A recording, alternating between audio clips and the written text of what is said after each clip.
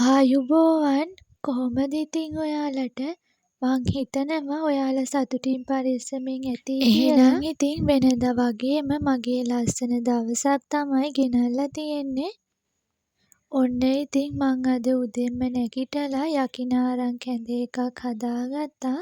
යකිනාරං කැඳ cassette සෙමට ගොඩක් හොඳ නිසා මං හිතුවා අද බත් වෙනුවට උදේට මේ කැඳ එක හදාගෙන බොන්න.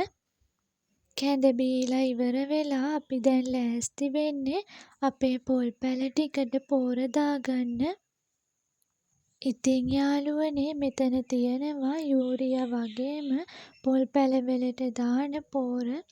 ඒ දෙකම එකතු කරලා තමයි අපි දාගන්න යන්නේ.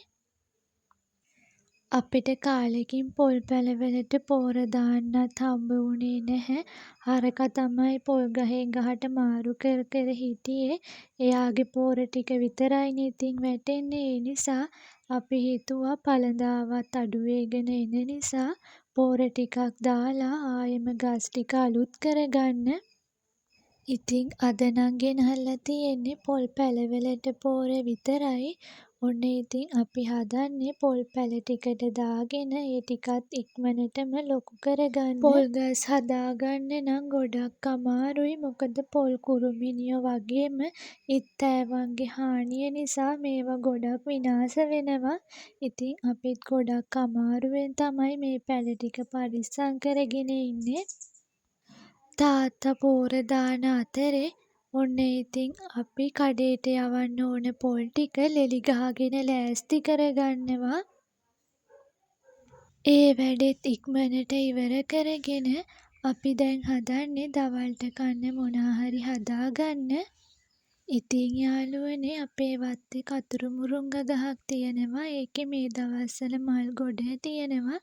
ඉතින් මට හිතුණා මල් ටිකක් රසට තෙල් දාගන්න ඕන කියලා.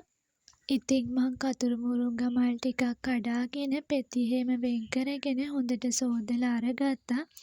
ඒ වගේම රට ලූණු ගෙඩියක් සුදු ලූණු ගෙඩියක් අමු මිරිස් කරලා පොඩියට කපාගෙන ලෑස්ති කරගත්තා.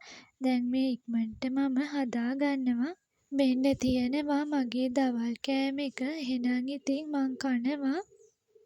ඉතින් යාළුවනේ දැන් නම් හවස් වේගෙන එන්නේ.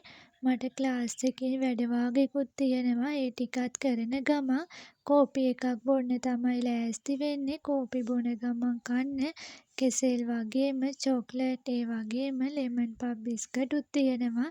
ඉතින් මම මේ ටික කාලා එමීට කෝපි එකත් බොන ගමන් වැඩ ටික කරනවා. එහෙනම් ඉතින් වීඩියෝ එකත් අදට මෙතනින් අවසන් කරනවා. ඔයාලා හැමෝටම සුබ දවසක්.